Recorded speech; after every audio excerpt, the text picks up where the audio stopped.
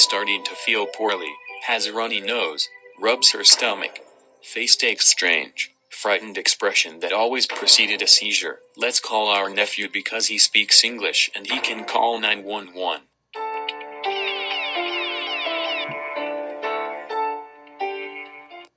Niao Kai thought of the doctors and the as tiger bite people, because the tiger represented in Hmong folktales wickedness and duplicity. Valium was given in large doses, but had no effect on Leah's seizures. She aspirated her vomit, which compromised her ability to breathe until one of the residents showed up. The resident was able to insert a breathing tube and she was placed on a hand ventilator. Neil Ernst was called in and told about Leah's condition, and he knew this was the big one. Leah had seized for 2 straight hours when a 20-minute continuous seizure is considered life-threatening. She had to be transferred to Valley Children's Hospital in Fresno. Neil tried to explain the situation to Fui that his daughter's condition was very critical and she needs to be admitted to an ICU. However, Fui understood something completely different. He believed their daughter was being transferred because of Neil's vacation plans instead of Leah's critical condition.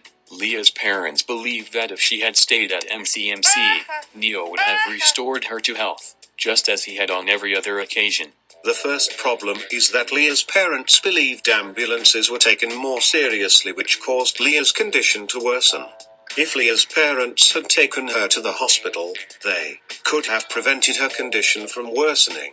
Secondly, if Leah's family had an interpreter, miscommunication between the doctors and her family could have easily been prevented. Proper communication would have allowed Leah's family to understand what was happening to Leah and would not cause her family unnecessary emotional distress. During the 70-minute drive to Fresno, Leah got worse. When she arrived, she was in the throes of another grand mal seizure. A huge team of doctors was necessary for her care, and they worked so hard to save her that the lead doctor didn't even notice that she was a girl, referring to her as soon as Dr. Coppage saw her, he diagnosed her condition as profound shock, probably of septic origin. This meant that the septic bacteria had invaded her bloodstream. The mortality rate for this kind of bacteria is between 40 and 60%. In Leah, everything was going wrong at once. She was loaded down with medicines and tubes. On Thanksgiving Day, Leah crashed. The ability of her blood to clot had gone haywire. The Lees had no idea what these procedures were and thought they were giving Leah sleeping shots.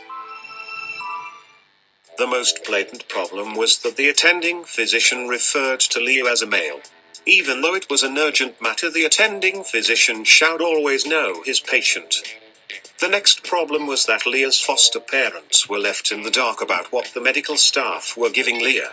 If any of the staff let the parents know that the drugs were necessary for Leah's treatment, her parents would not experience as much anxiety from the situation. The last problem in this scene was when the physician administered the spinal tap. Although there is a sense of urgency associated with these procedures, the physician could have taken a few minutes to confirm with Leah's parents if this procedure was acceptable. Leah was sent for a court scan and a NU to see how her brain had weathered its prolonged oxygen deprivation. Leah was effectively brain dead. Leah's foster mother, Janine Hill, was called and told the doctors were preparing the family for Leah to die. This last scene shows problems in regards to communication and patient-physician relationship. The first error in communication was that the doctor that was taking care of Leah in the ICU was discussing her health with her previous foster parents.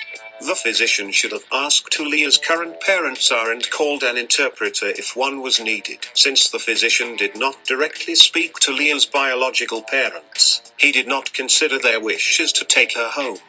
Instead, he notified Leah's foster parents that he will take her off life support, which was a decision Leah's biological parents were unaware of. This problem could have been avoided if the physician was aware of who he was talking to.